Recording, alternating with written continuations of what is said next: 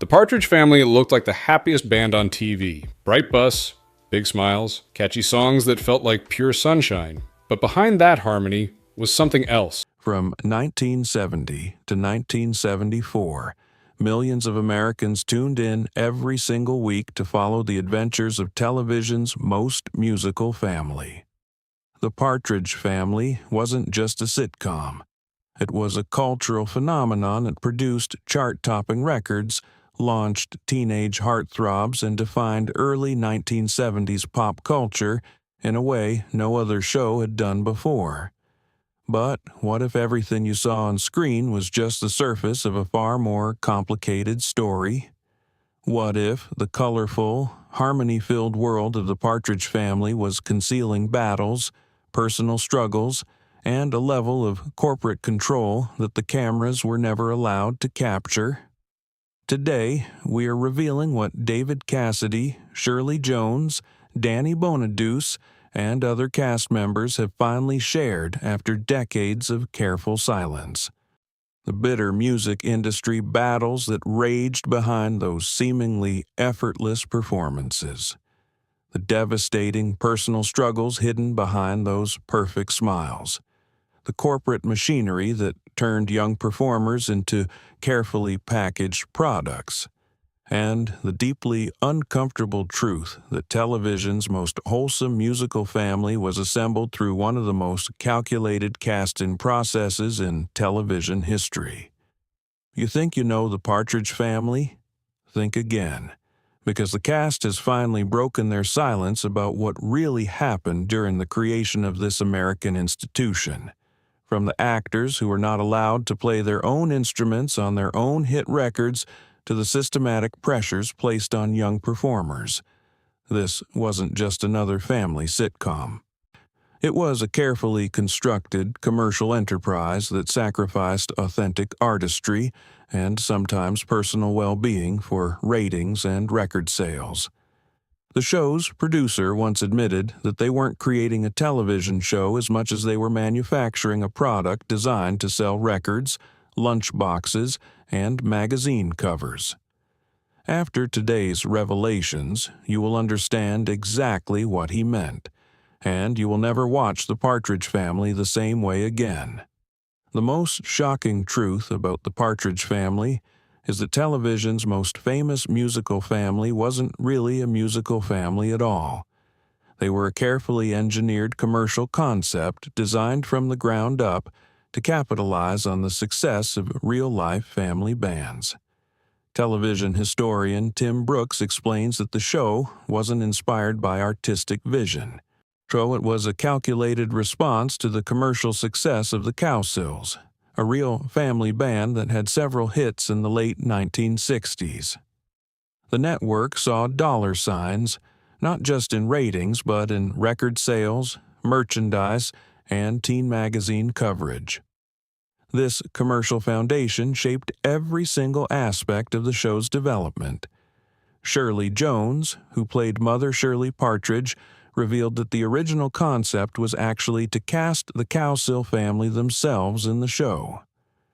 The network abandoned that plan when they realized they couldn't have complete control over an established group. They wanted manufactured stars they could mold and manage. This desire for total control led to one of television's most cynical casting processes.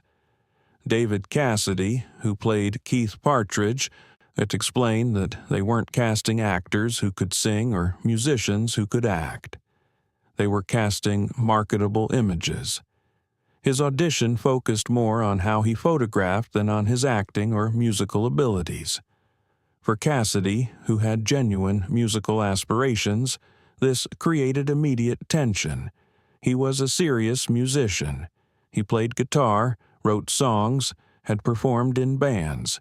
He genuinely believed he would be able to bring that authenticity to the role of Keith Partridge. He quickly discovered they didn't want his musical input at all. They wanted him to be a carefully packaged teen idol. Danny Bonaduce, who portrayed Danny Partridge, admitted that most of the cast didn't play the instruments they pretended to play on the show. He had never even touched a bass before being cast. The scenes of them performing were completely staged. They were essentially miming to pre-recorded tracks. The deception extended to the show's hit records as well. Music producer Wes Farrell revealed that the only cast members who actually performed on the Partridge Family albums were David and Shirley. The rest of the music was created by session musicians from the legendary Wrecking Crew, the same professionals who backed the Beach Boys and many other top acts. The other cast members didn't play a single note on any of those hit records. This revelation was particularly painful for some. Susan Day, who played Laurie Partridge, had actually learned to play the keyboard with serious dedication. She practiced constantly and became quite accomplished. But when it came time to record, they wouldn't allow her to play on the tracks. It was, by all accounts, humiliating for her. The show's biggest hit, I Think I Love You, perfectly exemplified this artificial approach. Songwriter Tony Romeo explained that the song was specifically engineered to appeal to preteen and teenage girls. The lyrics intentionally captured adolescent romantic uncertainty. The production was designed to sound like a family band while actually being created by top studio professionals. It was commercial calculation disguised as wholesome family entertainment. Even the vocals were more limited than fans ever realized.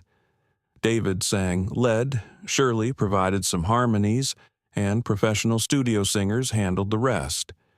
When you heard the family harmonizing on those records, you were actually hearing experienced session vocalists, not the child actors from the show. This manufactured quality extended even to the group's visual presentation. The trademark Partridge Family bus wasn't a spontaneous creative choice. Production designer Bruce Bushman revealed that focus groups showed young viewers were drawn to psychedelic imagery and bright colors. The bus combined counterculture aesthetics with family-friendly messaging, a perfect visual metaphor for the show's entire commercial strategy. Even the coordinated performance outfits came from market research. The matching velvet suits and ruffled shirts weren't just 70s fashion. They were designed to look slightly hip but completely non-threatening. Market research had shown that parents were nervous about rock culture's influence on their children, and the Partridge Family styling was specifically designed to reassure them with a sanitized, family-friendly version of contemporary music. Shirley Jones reflected on the profound irony of it all. They played a close-knit family band bringing joy through music. But, in reality, they were a group of actors pretending to be musicians, working for a corporation that was primarily interested in merchandising opportunities. The actual joy of making music, the authenticity, was largely absent from the process. For David Cassidy, this gap between image and reality would eventually become unbearable. He was marketed as the wholesome teen idol while quietly harboring serious musical ambitions. He knew the screaming fans weren't there for his music. They were there for a carefully manufactured image that he had little control over.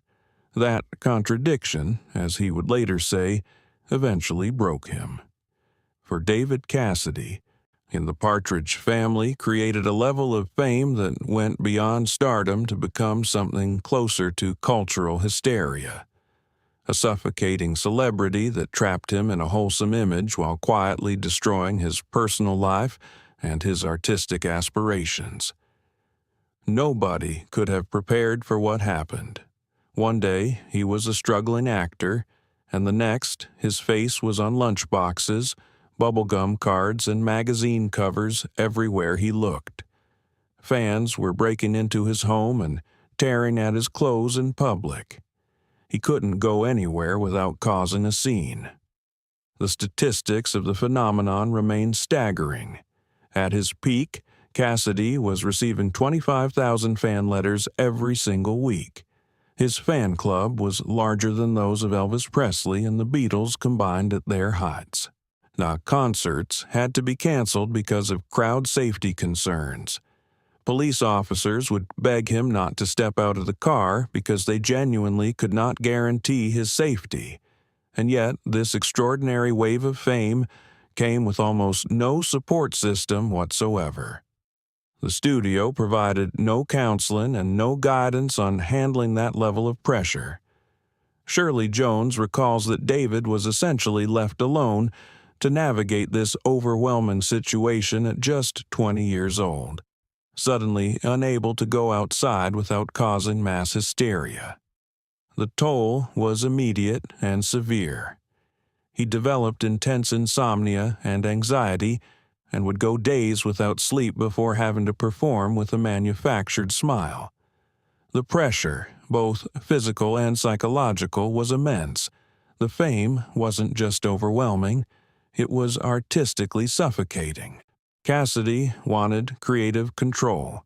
He wanted to play his own music, to be taken seriously as an artist.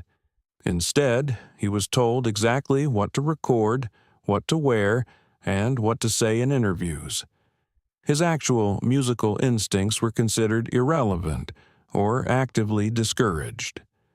The network even had approval over his haircuts, his clothing, and his public statements. When he expressed interest in recording more mature material that reflected his real musical interests, he was firmly reminded that his image was contractually controlled. He wasn't just playing Keith Partridge on screen. He was required to essentially be Keith Partridge 24 hours a day. The turning point came during a 1974 concert at London's White City Stadium, where a crowd surge resulted in serious injuries and the tragic loss of a young fan's life. Cassidy was devastated. He kept saying it wasn't music anymore. It was mass hysteria. He announced his retirement from touring shortly after. This tragedy highlighted the disconnect between the image being sold and the dangerous reality on the ground. David would witness fans being carried away by medics at these massive events, then be told to keep smiling and keep being Keith Partridge. The cognitive dissonance, those around him say, was extreme. When he expressed concerns about his mental health and the dangers of these massive concerts, the primary response from the studio was concern about how this might affect record sales and ratings. His human needs were secondary to his commercial value. The price of that fame followed Cassidy long after the show ended. Despite having been one of the biggest stars in the world, he spent decades trying to be recognized as a legitimate musician and actor.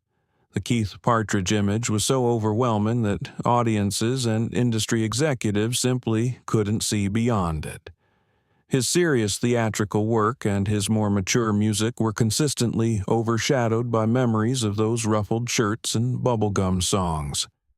This struggle contributed to his battles with alcohol and financial difficulties.